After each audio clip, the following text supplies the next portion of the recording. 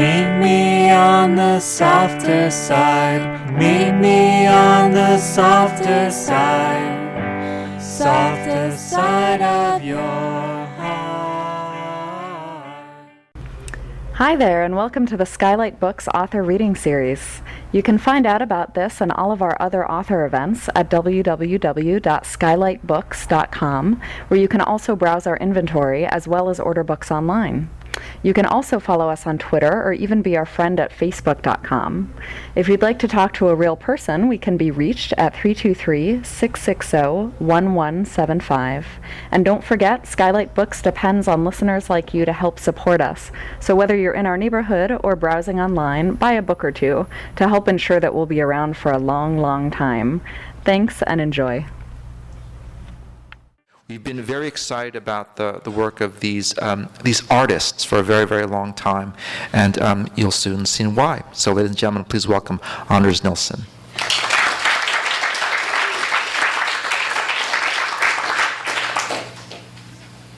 Hello, everybody. Thank you for coming out.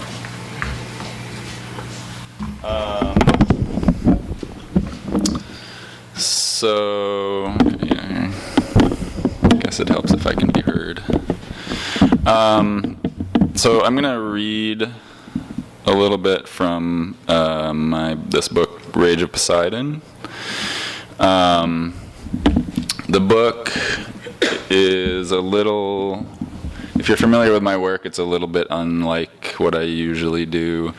And it actually started out as a slideshow, so you guys are sort of seeing the original intended version of this work. I have a friend in Chicago who's a novelist, and I had done some illustrations for a collection of short stories that he did. And he asked me to do a reading when the book came out, or when it went into paperback. And I've always found that reading comics to an audience is a little weird. You know, the audience is reading the word balloons as you're reading them, and my comics are very quiet, so there were long passages where I'm just clicking through.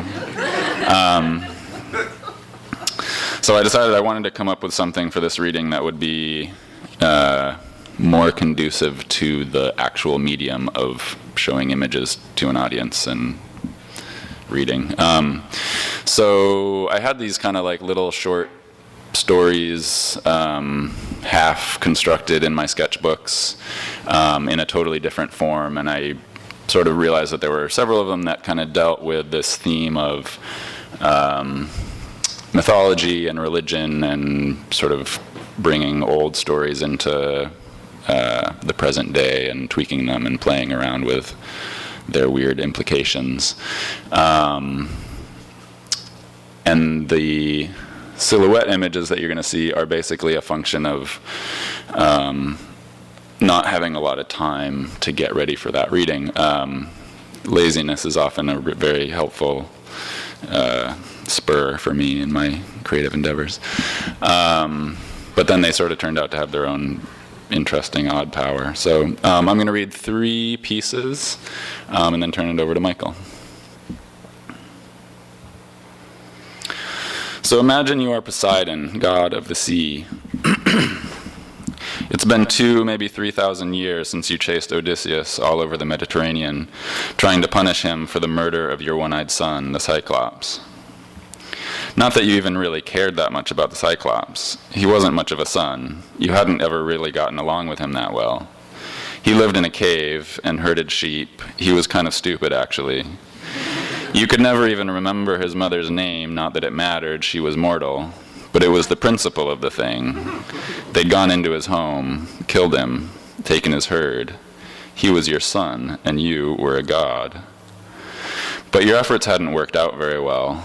The so-called goddess of wisdom had some sort of weird crush on Odysseus. She used her sniveling lapdog Hermes and a bunch of bullshit sneaking around to get the man home, alive. Yeah, his entire crew was killed. His ship was destroyed. He was stranded and corrupted for years. But he made it home, alive, to his wife and his son and his dog. It was then that the decline began. It was slow, almost imperceptible at first, but looking back, that was the fatal moment. Sailors started straying further and further afield. Over time, they found new lands, encountered the children of other gods.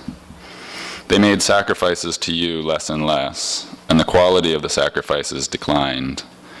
The animals they offered up were, more and more, the crippled ones, the old and decrepit ones. They saved the better meat for themselves. They started relying on maps and peculiar devices of navigation, and building bigger boats. And so time went by. Unneeded, you were lost, and you drifted apart. To this day, you don't know what happened to all of the gods. Some, you've heard, are dead. Bacchus apparently runs a nightclub in a new city on the other side of the world called Las Vegas. Apparently, he's been involved in the invention and spread of an ever-expanding plethora of new intoxicants. According to rumor, he's partnered with Mars, who, of all of you, never lacked for devotees. Venus works in a place called Hollywood. Eros runs something called the Internet. Only Hades' vocation remains unchanged. He still presides, undisturbed, over the dead in his dismal caves. But the truth is, the decline hasn't been all bad. You'd always had a solitary disposition, and let's be honest, the constant interventions, saving ships, calling off hungry sharks, all the piddling bullshit, it wore on you. Indeed, it may be that you took to the lack of responsibilities, if anything, too well. You could entertain yourself for whole decades just orchestrating the tides, punctuated with the stirring of the occasional hurricane, the occasional tsunami. The intricacies of undersea ocean currents kept you occupied for almost the entire British Empire. But then the oceans began dying. One day in a far corner you discovered a massive floating island of garbage. There were more not far away. There were also giant lifeless areas the size of a small country, filled with slime. There were vast cities of coral, reduced to dry bone, and the fish were almost gone. It was slow at first, then beyond repair before you knew it. Swallowing your distaste of the surface, you've taken to wandering among the mortals in disguise, trying to understand. It's been fascinating. They are pathetic and loathsome in a way, but strangely sweet and endearing at the same time, like the larvae of eels. You've been wandering lately in a land called America, in a country called Wisconsin. It's very strange, but the citizens are good people. They've invented a wonderful libation they call iced latte. It's second only to the divine ambrosia of Olympus. You can't get enough. It's summer and you find yourself in a city where citizens of the surrounding provinces come to recreate. The people are all dressed in garish, bright colors and never seem to stop moving or talking. You walk among them, taking it all in. These are the beings that supplanted us, you think, that cast us aside, as casually as a wolf spits out the bones of a rabbit. Your mind reels at the thought. It's horrifying in a way, humiliating. Yet despite the horror, you find that you are smiling to yourself. It's funny, you think. It's actually funny. You shake your head and take another sip from the thin plastic tube protruding from your cup. It's not our problem anymore. It's their world now. A barely noticed but long-held tension lifts from your shoulders, and then you see something that stops you in your tracks. There, across the road, is a gigantic complex of colorful tubes twisting and winding down through the air before emptying into man-made pools of weirdly electric blue water. Human children scream and giggle, sliding through the tubes and splashing into the pools. A giant billboard presides over the whole mad scene, giving it a name in 6-foot-tall neon. Rage of Poseidon Water Park. The hair on the back of your neck stands up. The plastic cup falls from your hand. Your human form trembles slightly. Your face flushes red. It takes a few weeks to track down your brother, Jupiter. Another couple of days after that to sober him up. But he agrees to your request, even if only to get you to go away and leave him alone. The next day, and for a week after that, a conflagration of hurricane-force winds and gales of lightning razes everything for 100 miles to a smoking ruin. Nothing is spared. Afterward, you drift down a swollen river slowly out to the sea. You feel more alive than you have in 1,000 years.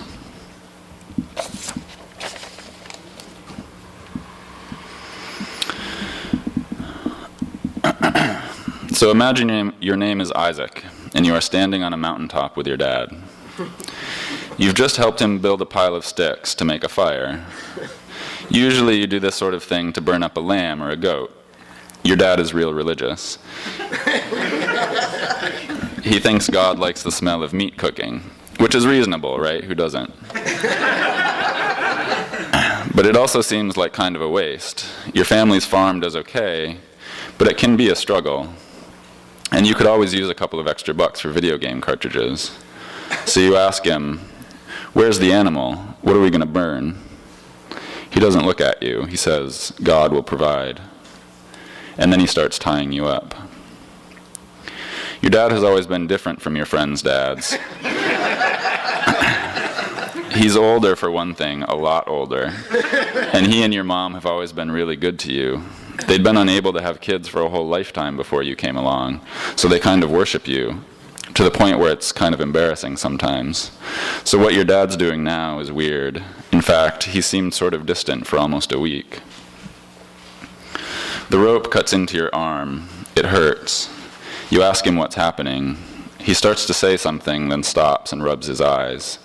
Then he lifts you up onto the stacked wood and takes out his knife. You ask again, louder this time. All of a sudden you realize there are tears running down his face. "Dad," you say. "Dad." He pushes your head back, exposing your neck. He brushes your hair out of the way. "I'm sorry, Isaac," he says, almost choking on the words. He puts the blade to your neck. You close your eyes. There's a loud noise. A man appears and grabs your dad's hand. He's the most beautiful person you've ever seen. They talk for a minute. You don't understand most of it.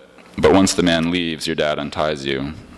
A wild ram walks out of the brush just then and doesn't resist at all when your dad tells you to tie it up. You cut its throat. Your dad says the usual prayers, and you light it up just like normal. And that's it. On the way home, your dad lets you choose a new game cartridge from one of the vendors at the market. You choose Exodus 6, The Reckoning. It's a first-person shooter game where you have to escape slavery in Egypt. While playing it that night after dinner, you notice your dad watching you from the kitchen. He comes and sits next to you on the couch, watching the screen as you blow away Egyptians and race to the sea. "All thanks be to the Lord, Isaac," he says. He puts his arm around you. "I know, Dad," you say, which is what you always say. But for the first time, you think you know what he means.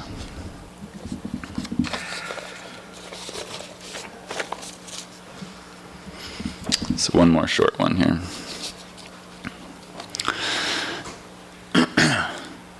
So Jesus and Aphrodite, goddess of love.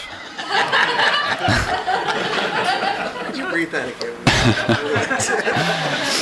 So Jesus and Aphrodite, goddess of love, meet up at a bar in heaven. And Jesus tries to pick her up. He's like, "We were made for each other."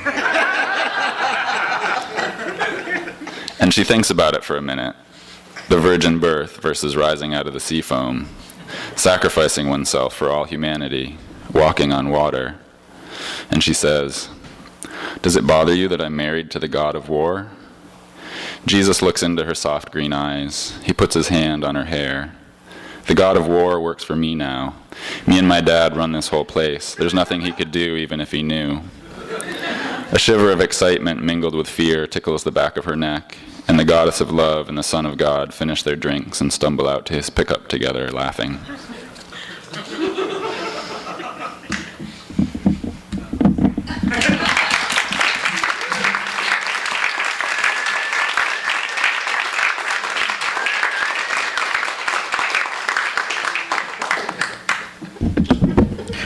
Having a good time? Having a good time, right? Right, you can't get this on Amazon, let me tell you that much. You can't get this on Amazon. So just to also announce, to make sure that you know that books are available So you can get them freely right up there. What's going to happen is that we're going to do a Q&A after Michael presents, and then we'll take all this stuff down, and we'll put out a table, and they can sign away. All right? And one of the things we ask is that you buy the books first before you get them signed, and that you, yes. Seriously, I've been doing this for a long time. People just like, oh, thank you so much, sign and then leave. It's like, oh, no, it doesn't work like that. And so once you buy your book, okay, you're going to line up right against here, travel, foreign language, right here on this side. You get your book signed, okay? Did I vamp long enough just so you can get ready? Okay, good. See, it was seamless, wasn't it? Seamless. Okay, ladies and gentlemen, Michael DeForge. Thank you. Thanks for coming. Thanks to the store for hosting me. So the book I'm launching today is a book called Ant Colony, and I was going to talk about the book or read from it, but similarly to what Anders was talking about, there's kind of an awkwardness to reading from comics, and there's very little intonation in my voice, and so differentiating dialogue between characters would always be kind of a pain. So instead, you get to hear, I'm still going to be as monotonous, but I'll talk about, I thought I'd talk about comics I've abandoned over the past 5 or 6 years. Works in progress I've thrown out midway through.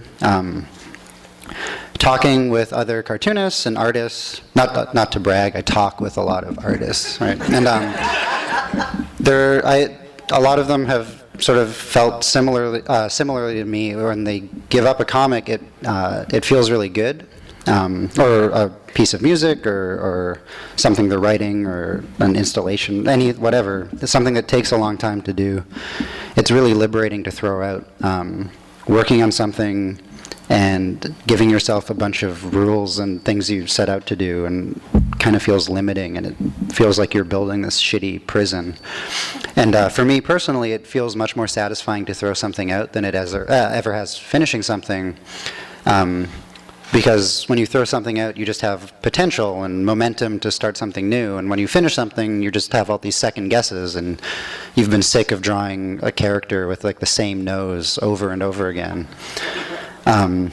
So yeah, this opening image actually doesn't have a lot to do with what I'm talking about. It just felt like an okay opening image. It was the cover for what was going to be a digest collecting issues 1 and 2 of a series I draw called Lose. But I don't like issue 1 anymore, so it didn't get printed, and I didn't finish coloring it. So it's also weird to talk a little bit about this because when I throw my work out, I throw out most traces of it. So I throw out the pencils and the print-ready kind of inked files and any kind of JPEGs I might have. So I actually had to find a lot of these images through Google image searches, and that like web archive thing that like archives all the parts of your website, which is also very disconcerting to know exists. So I can't go through it chronologically like I intended. So I'm going to start over here. This was the opening page for what was going to be the lead story in Lose number 3. It was called Someone I Know, which is a title I took from a Margot Guryan song and then recycled for a comic later. It was about a sitcom writer who has a relationship with a young model who also had a beak, apparently. And I wanted to write about working relationships between artists and romantic relationships between artists, which is something I've tried to come back to a few times. I gave this up around the same time I gave up a comic that this was the opening page of. And this, I wish I had more pages from this, maybe only for the purpose of this slideshow, but because it's a very undescriptive page. But this was called The Seed Stirs, and I drew 35 pages of it, and it was going to be a graphic novel that took place in a post-apocalypse, and it was about a father and son just kind of navigating that landscape, which is also something I reused a little bit for what ended up becoming the main story in Lose number 3. So for these two comics, I gave them up around the same time, and I was a little worried about the fact, it felt good to do it, but I was a little worried, like, I just threw out like 50 pages of work. And I was sort of wondering why, and was like, well, this maybe shouldn't be a good habit to get into, like constantly tossing out stuff.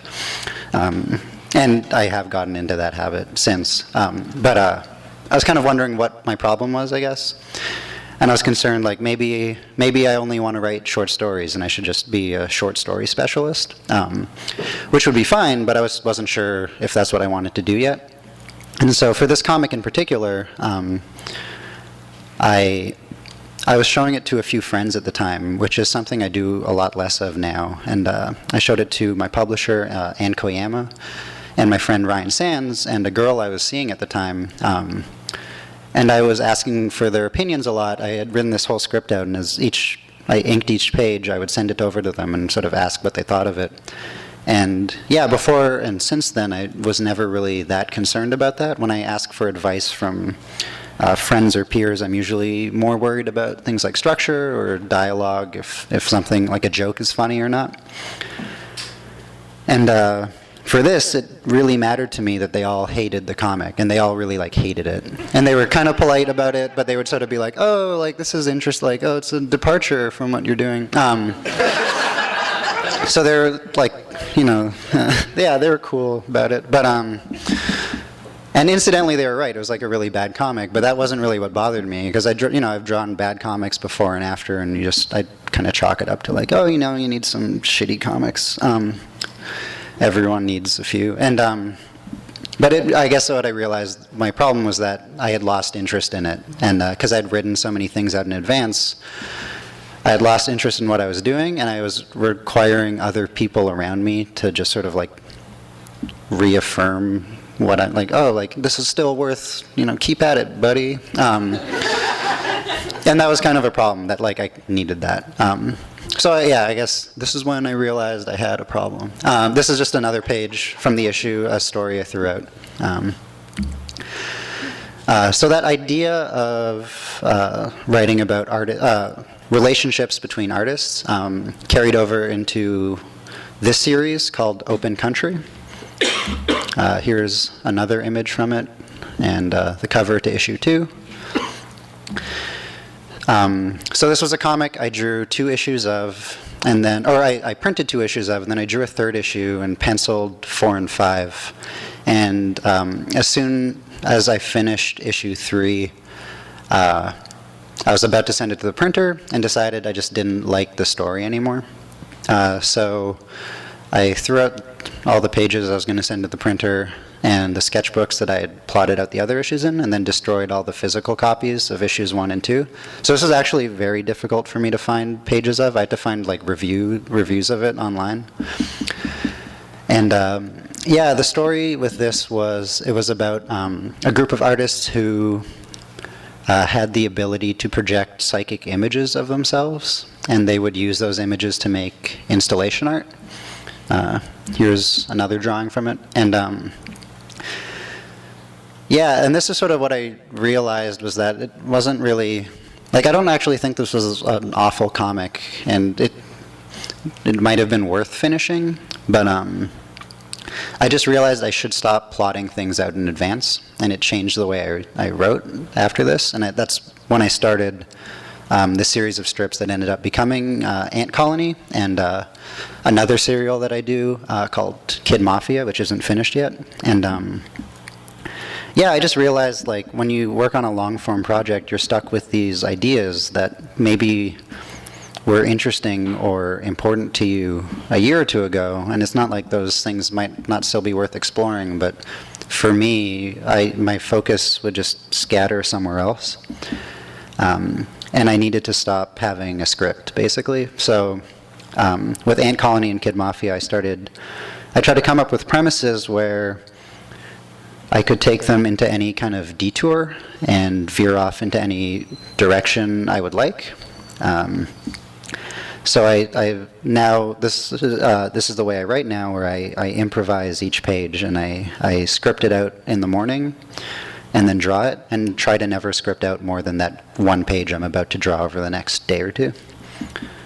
So yeah, this is just more stuff I threw out. And this is just a page from what is going to be Lose Number 6, where even though I throw out ideas, I try to recycle them, or I not try to, but I end up recycling them a lot. And yeah, this is a comic that's more about just a working relationship between 2 friends rather than 2 artists. But I still, elements from the tossed pages have sort of reappeared in this story that is not finished yet. So this is a gag comic I did, an ageist gag comic. Frank Santoro used to run a weekly column on the Comics Journal website, it still exists, but it's not weekly anymore. But he wanted me to do a sort of like a Sunday's Funny gag strip for it. So I tried, I think maybe a dozen of them. This is another one where there isn't really even a joke, but there's like a penis in it, which is apparently what passes for some. And yeah, so I worked on this for a while, and then it just sort of realized it wasn't my thing, and opted out of it. I tried to make each gag kind of like a real, classic one-panel gag, and then make each one self-contained. But then clearly towards the end of it, I just totally abandoned any sense of that. Like, this ran over the course of 4 weeks, and it was like, oh, it's no longer self-contained, and there are no longer even jokes or punchlines to it. But I included these because even though it was sort of like a failed experiment, I was working on, it would sort of be like Frank would email me on like a Friday night or a Saturday morning and be like, hey, can you draw this up really quick? And I would do it in maybe an hour or two.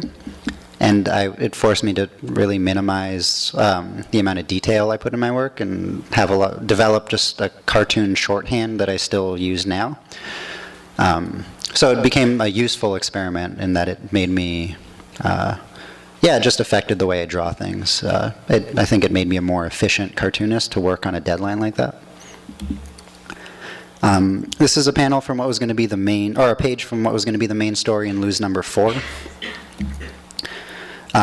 This was a comic that took place in northern Ontario, where a lot of my family grew up, and or I guess half of my family grew up. And it was like a body horror comic, but the central relationship in it was between a girl in junior high and a slightly older boy she had a crush on. And the idea was that there was like, while this was all happening, there was a disease or just something where these berries would grow on different animals, but it made them look like they have kind of googly cartoon eyes. I gave this one up. I was visiting my friend Ryan in San Francisco a few years ago, and this thing happened where he needed to like do some work or something. He needed me like get the fuck off his couch for like a little bit. He's like, I have to work, get out of my house. And I went to a coffee shop, and I had my laptop with me, and I was looking at all these pages that I had drawn, and I'd maybe gotten 15 or 20 pages into the story. And as I looked through each page, I just found myself deleting each one as I went. And then like 20 minutes had passed, and I was like, oh, I have to draw a new comic. And what's ended up happening now is that this has been the process for every issue of Loose. It's happened for issues 3, 4, 5, and currently 6, where I give myself like 6 or 8 months to draw it, and I think I'll be like really ahead of the deadline, and I won't have any trouble at all. And then a month or two before it's due, I end up throwing out everything and doing everything in this mad rush. And I'm actually in the middle of one of these deadline crunches right now. As soon as I get back to Toronto, I have to like draw 2 pages a day and like really kind of hammer something out. And I had the exact same thing last year. And it's at a point where I just sort of take it into account for stories in that series in particular, where I just know I have to write them with a lot of, I think it just gives them a sense of urgency and forces me to improvise a lot. And I'm starting to, I think I benefit from writing that way, but I also realize there are a lot of limitations to writing that way. My writing is very meandering. It doesn't really have a lot of, it always finds its focus as it goes, but I can't explore things the way other writers that I admire do, who have a very deep focus. And even just like on basic sort of, like I'm never going to write like a ripping detective yarn or something, doing it this way. But it just is the way I work now, and I try to just be okay with it, that I have to work with this sense of urgency all the time. And I still recycled issues from, aspects from that comic in what became a short story in that issue. I clearly took the same setting and character design, and sort of a loose body horror idea through it. And this was a story about a small town that all the residents and all the animals in the town had the same face of this girl who was alive in the 60s. And the central relationship from the scrap story about the young girl in love with the slightly older boy turned into what became the lead story of Lose Number 5. So I still use stuff from it. And yeah, this is just more stuff I threw out. And like, it seems kind of like I might be building up to a point at the beginning of the slideshow, and then I don't. So I'm just going to show images. This is another attempt at doing a comic called The Seed Stirs. Oh, I don't know. Yeah, the post-apocalyptic thing I mentioned, like at the beginning of the thing, was called The Seed Stirs. I sort of feel like that title's cursed now because it's been the third project I've called The Seed Stirs, and I keep wanting to use it, and then it's a phrase stolen from an issue of 2001 that Jack Kirby wrote, and yeah, but now it's just cursed or something. And this one I took a break on because I thought I'd maybe come back to it. I like aspects of this story, but I took a break on because it takes place in Miami, and a comic I'm doing right now also takes place in Miami. And I feel like if I do two comics that take place in Miami, I like get set aflame or something, like fall into a manhole. And also my friend Michaela Zakili draws a lot of these scribbly water effects, and when I showed her these pages, she's like, yo, you can't do that.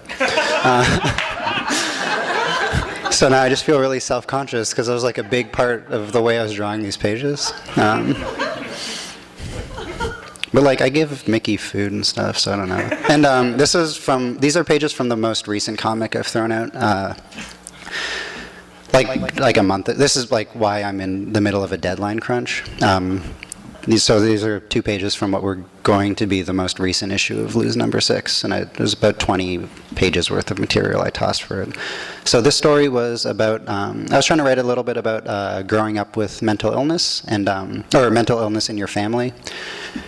In this comic, it had, there's like a dad who grows his hair out, and then the hair takes up the whole couch. And but the thing I took away from this comic was that I found a really good way to draw a baby, like right here.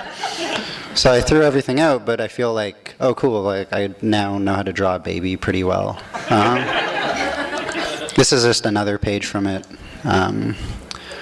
and some more. It's like the dad in anguish, I guess. There's like a close-up of that baby. Then over here, I guess I could have arranged the slides in order, which would have been like a good thing to do. And so this was some from a comic that I drew with Michaela Zakili again and Patrick Kyle, who the two of which I collaborate with a lot. And we do a series of comics that are like kind of like blank comics #1. So we did like Cop Comics #1 and Basketball Comics #1 and Rain Comics. So this one was Pixar's Cars Comics #1, like the universal literary theme of Pixar's Cars. And I'm just including this because it was an example of something where I drew this comic 4 times before I wound up with one that I liked and saw print. This is one of the rejects, and I had to throw it out because it felt too personal, which I just thought was a funny thing, that the Pixar's Cars comic like felt too personal to like draw in a comic. Like an ex-girlfriend would see it and get upset or something. Yeah, this is just to close it. This is just what was going to be the lead story for the new issue that I had to throw out, and it was about a grieving mother whose son dies, and she goes on a road trip with her son's former lover, who is an older coworker. But it also had this gang in it that wore plastic bags or interesting bags over their heads. I thought they'd be called like the interesting bag gang. So like one would have like a popcorn bag and like a, I don't know, assorted. Yeah, so that's it. And sorry. And yeah, sorry. And, yeah.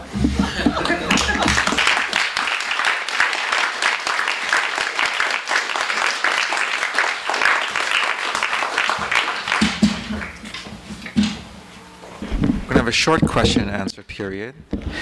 It's a true rarity to have these artists here. So if there's a question you've always wanted to ask, feel free, and we'll begin the signing. Are there any questions? I have a question. We'll go over here. You go first. Michael, when did you really feel like you found your style as an artist? When did you feel like you found your style as an artist, Michael? I like switching up my styles a lot. I try to intentionally draw each comic a little differently, and some of that's just due to also like the lack of focus I mentioned, where I get bored drawing one thing a certain way, or like using color over and over, or having a super minimal or a super detailed style. So I like to think that it's changing a lot, and like I sort of realize that to me it's only changing, and everyone else is like, oh, like this guy's just drawing the same thing over and over. But I try to intention. So I don't know if I ever found it, and I hope that it's constantly changing. Like I just want to feel like I'm pushing myself. Over here. Were there words in the scribbly water? Are there words in the scribbly water? What was my name? I feel like I might have, but I don't actually remember. It's been a while since I did those. What words did you see? I'm trying to think of what I had for lunch. Oh, sure.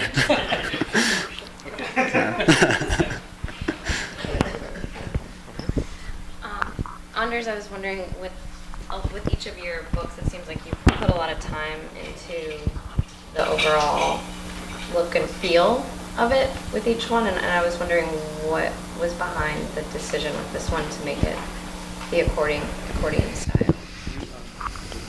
Yeah, so she asked about sort of book design. Book design is definitely something that I think about. Sort of as an artist, I think of myself as a bookmaker as much or more than I do a cartoonist sometimes. And then particularly why the accordion book format for that. And the truth is there's not a really good reason. When I originally did that collection or started with those few stories, as I mentioned before, it was intended as a slide reading. So the images were put together with the idea that each one was going to be like this big sort of almost monumental or like kind of iconic single image. And when I decided to make a book out of it, for some reason it just felt like, they were obviously going to get reduced. And then to have two of them, one next to the other, sort of like commenting on each other or like, competing or whatever, it just felt like that wasn't quite right somehow. And I sort of just wanted to try something different. I wanted to try an accordion book. And in a way, I sort of felt like, okay, the accordion book, it's this one single long piece of paper that's like 50 feet long. So there's a way in which that the book then becomes this sort of like iconic, like monumental object. But yeah, there's a way in which it doesn't really actually use the length of the paper in a particularly interesting way. I'm actually working on another accordion thing that I might try to self-publish later this year, that is actually a continuous landscape where there's a story that sort of unfolds through the landscape. So it's totally an interesting form that I want to return to.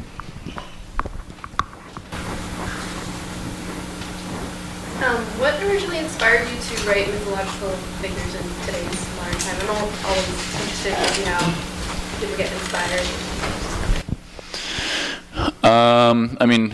One answer is that, like, I was just a huge fan of those stories when I was a kid, and so they're sort of just in my brain. Like they end up in my other stories, whether I mean to put them there or not. In a couple cases, there are very particular reasons. So, like that first story, the Poseidon story. I was, in fact, on a camping trip in Wisconsin with some friends, and in the Wisconsin Dells, which anybody who is from the Midwest may know is this kind of odd amusement park town in rural Wisconsin. Like totally weird, crazy place. And we were, we had just gotten some coffee, so I was drinking a latte and looked up, and there was this thing called Rage of Poseidon Water Park. And because like I have these stories in my head, and I'm always sort of thinking about ideas for narratives or whatever, right away I just sort of thought like, oh, that's weird, like what would he think of that, and then it's like that produces questions that you then have to answer. It's like, well, why would he be here, like how would you just answer these series of questions that present themselves, and all of a sudden you've got a story. Michael, when you're done with the story, do you find yourself drawing the characters again, or do you try to move on to like a new set of characters? So far, I try to move on.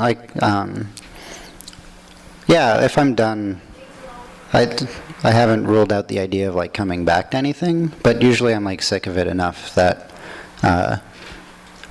like for Ant Colony, for instance, if I come back to it, it'd probably be like many years from now, because I got really sick of drawing ants by the end of it.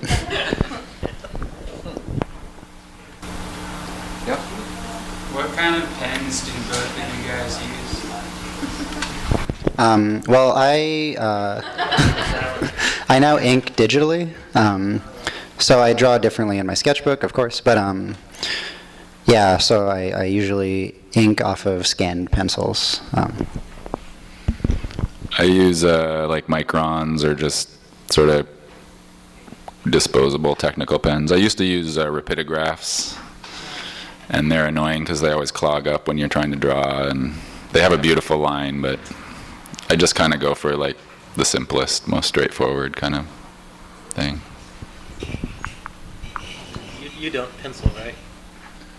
I pencil a little bit now, just to like place objects, but I didn't for a long time.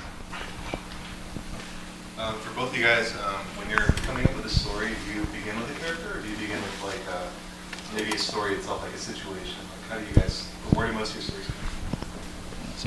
Oh, sure. If it's a short story, it's usually some idea or like some theme that I kind of feel like I want to write about. But for a long story, it will usually be a character that I have in mind that I know I could spend a lot of time with without feeling awful about it. Pretty much everything I do starts in sketchbooks. Like I keep a sketchbook with me all the time, and I'm always sort of playing around with ideas and sketching stuff in the real world or whatever.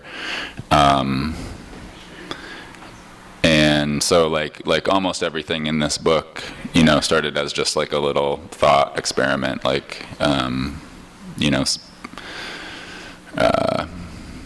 yeah, sort of just entertaining myself, and then sometimes those little things sort of catch something and make me want to continue them.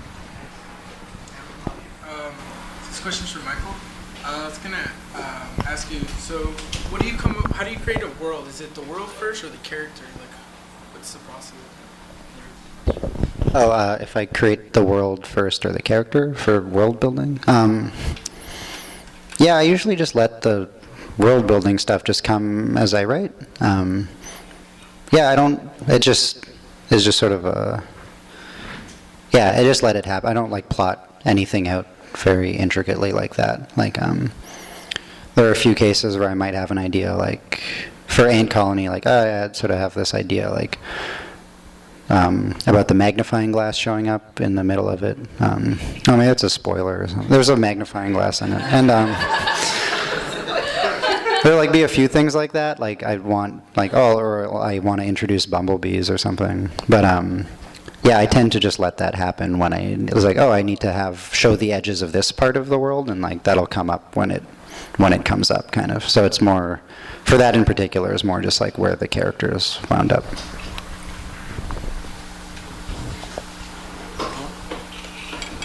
One question for each of you. Michael, are there other places in your life where you feel like you start something and change your mind that are similar to your decision to scratch a creative project? And Anders, when you're choosing a story, do you research the literary underlying work, or do you rely more on kind of an organic understanding of it as your basis? Well, I sort of think of it as different processes, or different. I didn't drop out of college for the same reasons that I throw out my comics, but sure, there's plenty of stuff I've given up on and quit jobs and relationships and all sorts of things. But I like to think. Burn the school down or anything. Yeah. I like to think they're different, but maybe they're not. Maybe I have a problem. I don't know. If you could stay after and talk to him for a while about I think we could all be helped. Research. So anybody who really knows mythology will know that I get the stories wrong a little bit. Which is partly what I love about working with those stories, is that they, like, the original authors kind of get them wrong. It's like, if you go back and read each of the 4 Gospels in the Bible, like, they don't tell the same story. So I sort of like being part of the tradition of just kind of making it up the best way you remember. Or a lot, it's like, so then often, like, I'll do a story sort of to the best of my memory, and then my interest will get piqued, and I'll go, look up, like, so what did Prometheus, what did he do exactly, and who was he dealing with, and whatever. And different authors have very different takes. And then it's like through history too. It's like, who Prometheus was to the ancient Greeks was very different to who he was in the Romantic period, and So mostly I kind of don't really do research at first, but then, some of these stories, like I am actually now, there's a Prometheus story in the book, and I'm working on a Prometheus, like, story as a comic, as a sort of graphic novel. So I have done much more research, and then it's just like, oh my God, there's so many more possibilities, like, that are suggested by the historical story, and the possibilities of tweaking it and bringing it into the real world. One last question? Anders, who would win in a fight, Jesus or Hercules? Can you repeat the question? Who would win in a fight, Jesus or Hercules? I'm definitely going with Jesus. Because he rules the universe. It's like, yeah, hands down. Great, thank you.